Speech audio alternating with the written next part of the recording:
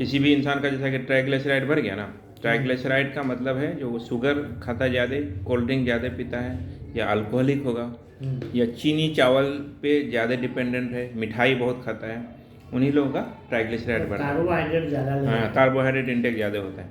तो हम लोगों को अगर ट्राइग्लिसराइड बढ़ा हुआ है और मोटापा है तो समझ लीजिए हम लोग प्री डायबिटिक स्टेट में हैं, और भी है डायबिटीज से पहले की हालत में। हम लोग का स्टार्ट, अगर हम लोग अपने आप पे ध्यान नहीं देंगे तो शुगर कुछ दिन में 2-1 साल में स्टार्ट हो जाएगा।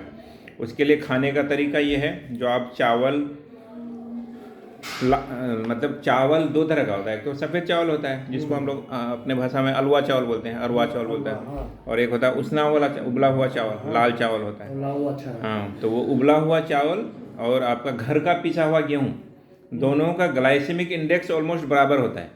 लोग बोलते हैं ना, जो हमको शुगर हो गया तो हम चावल खाना छोड़ दिए, खाली रोटी खा रहे हैं। ऐसा नहीं, जो रोटी चावल दोनों में ही कार्बोहाइड्रेट ऑलमोस्ट बराबर होता है।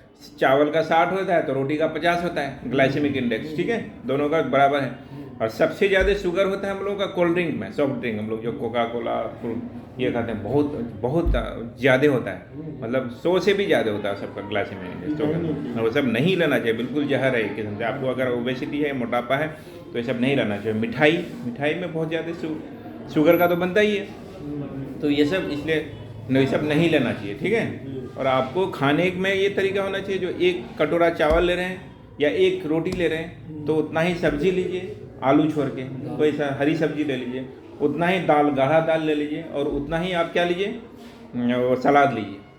सलाद को पहले खाइए, ठीक है, उसके बाद रोटी और दाल खा लिए, सब्जी खा लिए मिला के, ठीक है। तो इससे आदमी को पेट भरना चाहिए, और फुल पेट नहीं खाना चाहिए कभी भी। हाँ, फाइबर कंटेनिंग फूड से ज़्यादा होना चाहिए।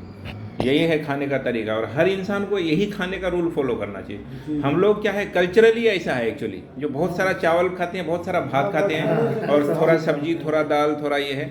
हम लोग का पता नहीं बाप दादा लोग ज़्यादा गरीब थे, या पता नहीं, इस तरह का ट्रेडिशन ही है। हम लोग थोड़ा सा समझ रहे हैं, तो ऐसा करना होगा लोगों को, नहीं तो एक किस्म से वो खाना जो खाता है, बहुत ज़्यादा भात, बहुत ज़्यादा रोटी, थोड़ा सब्जी, थोड़ा मजदूरी जो करता है उन लोगों के लिए सही है, क्योंकि उन लोगों को बहुत ज़्यादा एनर्जी मेहनत करता है, तो उन लोगों को एनर्जी रिक्वायरमेंट ज़्यादा है, तो जितना खाया उतना उड़ा दिया एक्चुअली, ठीक है, मेहनत खाते हैं तो उड़ा नहीं पाते।